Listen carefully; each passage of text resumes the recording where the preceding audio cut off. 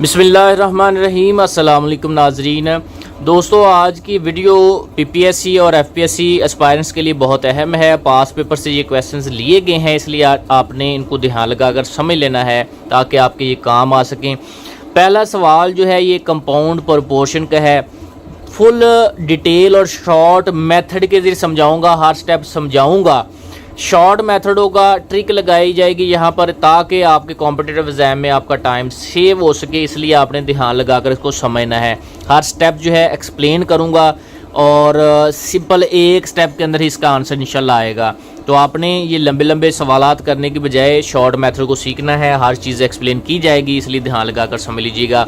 तो स्टेटमेंट पढ़ते हैं। If 40 men build 4 buildings in 12 months, अगर 40 आदमी 4 बिल्डिंग्स बनाते हैं 12 महीनों में, हाउ मैनी मैन, कितने आदमी बी रिक्वायर्ड चाहिए होंगे टू बिल्ड 6 हाउसेज, 6 घर बनाने के लिए इन 4 months, 4 महीनों में। अच्छा, इसका सबसे पहला स्टेप ये है कि जो चीज़ आपने फाइंड करनी है वो सबसे पहले डिसाइड करें। हाउ मैनी मैन इसने कहा था फाइंड करें।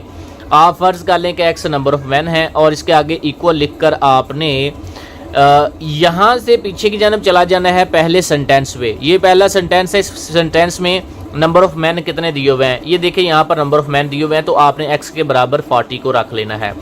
अब जो चीज़ आपने नंबर ऑफ़ मैन फाइंड करनी है, इसका रिलेशन चेक करना है बकाया क्वांटिटीज़ के साथ। जैसे कि ये नंबर ऑफ़ मैन है, इनका आपने रिलेशन चेक करना है बिल्डिंग्स के साथ, और इनका रिलेशन चेक करना है टाइम के साथ इन दी फॉर्म ऑफ मंथ। ये मंथ महीनों में दिया हुआ टाइम, तो टाइम के साथ रिलेशन आपने चेक करना है क्या होता है।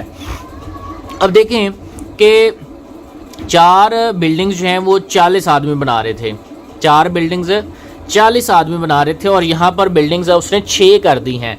तो ज़ाहिर बात है ज़्यादा बिल्डिंग्स होंगी तो ज़्यादा आदमी जो हैं वो लगाने पड़ेंगे बिल्डिंग्स को बनाने के लिए। सिंपल कॉमन सेंस बात है। दोबारा देख लें, 4 बिल्डिंग्स बनाने के लिए अगर 40 आदमी हैं तो फिर 6 बिल्डिंग्स बनाने के लिए ज़ाहिर बात है ज़्यादा लोग चाहिए होंगे। यानी कि अगर नंबर ऑफ़ बिल्डिंग्स बढ़ी हैं तो नंबर ऑफ़ मैन भी बढ़ जाएंगे। ये है डायरेक्ट रिलेशन। अगर इधर नंबर ऑफ़ बिल्डिंग्स हम कम करते तो नंबर ऑफ़ मैन जो है वो भी कम हो जाते। तो ये डायरेक्ट रिलेशन होता है, एक चीज़ के बढ़ने से दूसरी चीज़ बढ़ जाए या एक चीज़ के कम होने से दूसरी चीज़ भी कम हो जाए, उसको हम बोलते हैं डायरेक्ट रिलेशन। ठीक है। अब ये जो 2 क्वांटिटीज़ हैं, हाउसेज वाली या बिल्डिंग्स वाली, इनके दरमियान हमें रिलेशन पता चल गया, डायरेक्ट रिलेशन है। अब डायरेक्ट रिलेशन वाली रकमों को कैसे लिखना है वो सीखें। डायरेक्ट रिलेशन वाली रकमों में ये जो पहले सेंटेंस वाली रकम है ना, इसको आपने तकसीम में लिखना है, डिवीजन के नीचे। ये डिवीजन के नीचे लिख दिया इसको। और जो दूसरे सेंटेंस वाली रकम है उसको आपने ऊपर लिखना है मल्टीप्लिकेशन में। ठीक है। डायरेक्ट रिलेशन में क्या होता है, पहले सेंटेंस वाली नीचे, दूसरे सेंटेंस वाली रकम ऊपर। ठीक है। अब उसके बाद महीनों पे आ जाते हैं। महीनों का रिलेशन मर्दों के साथ क्या है। अब देखिएगा कि 40 आदमी जो हैं किसी बिल्डिंग को बनाने के लिए 12 महीने लगा रहे हैं। अब 40 आदमी 12 महीनों में काम को मुकम्मल कर रहे हैं। 40 आदमी 12 महीनों में। अब वो महीने कम करके 4 महीने कर दिए हैं। अब वक़्त कम होगा तो फिर इसका मतलब है ज़्यादा लोग लगाने पड़ेंगे।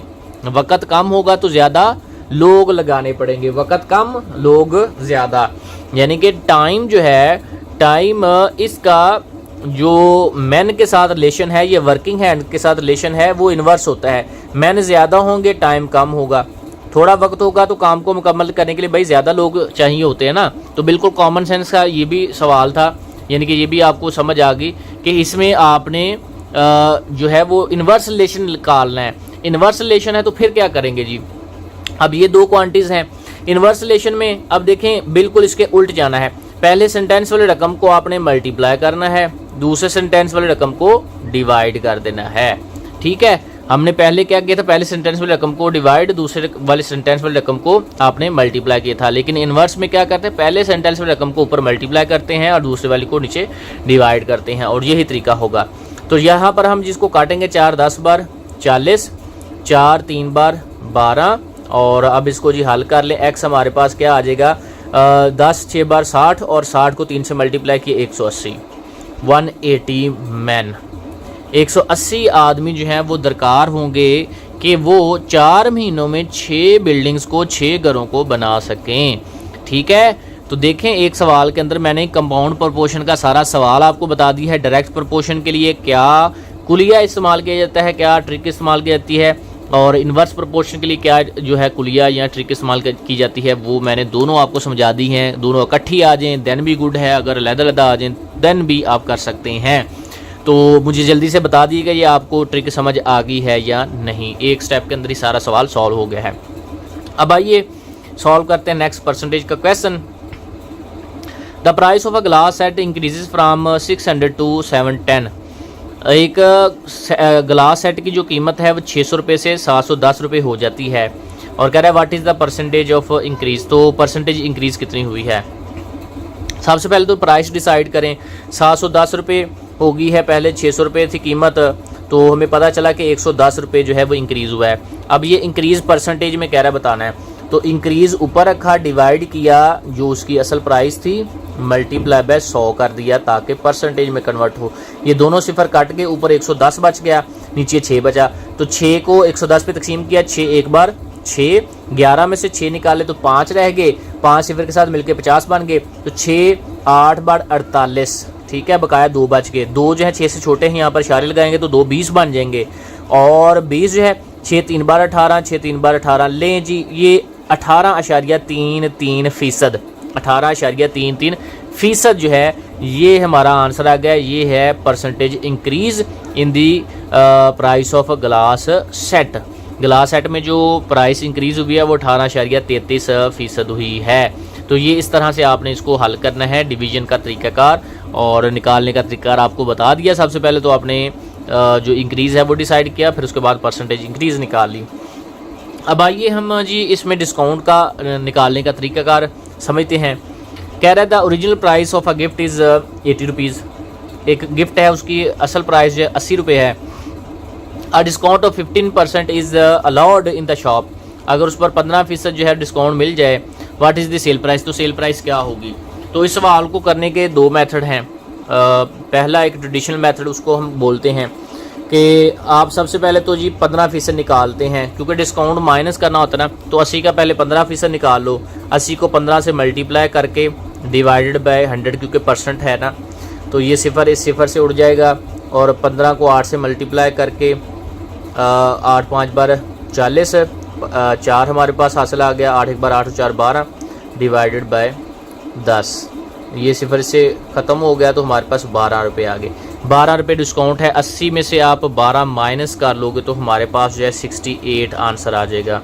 ठीक है, ये तरीक़ाकार होता है। सबसे पहले तो जितना % डिस्काउंट दिया है वो आप अब निकाल लें कि वो रकम कितनी है, और उसको असल प्राइस में से सब्ट्रैक्ट कर लें। ये तरीक़ाकार होता है। डायरेक्टली भी हम इसको कर सकते हैं। ये देखें 80 है, तो इसकी डिस्काउंट के बाद प्राइस फाइंड करनी है। 100 से मल्टीप्लाई 100 से ही डिवाइड कर दें, और क्योंकि डिस्काउंट के बाद जब प्राइस फाइंड करनी हो, लॉस के बाद फाइंड करनी हो, गेन के बाद, मुनाफे के बाद, प्रॉफिट के बाद फाइंड करना हो, तो ऊपर ही आपने जमा या माइनस करना है। डिस्काउंट की दफ़ा माइनस कर लेना है। तो ये माइनस 15 था ना, 15 माइनस कर लिया तो 80 मल्टीप्लाई बाय 100 में से 15 माइनस की तो 85 बाय 100।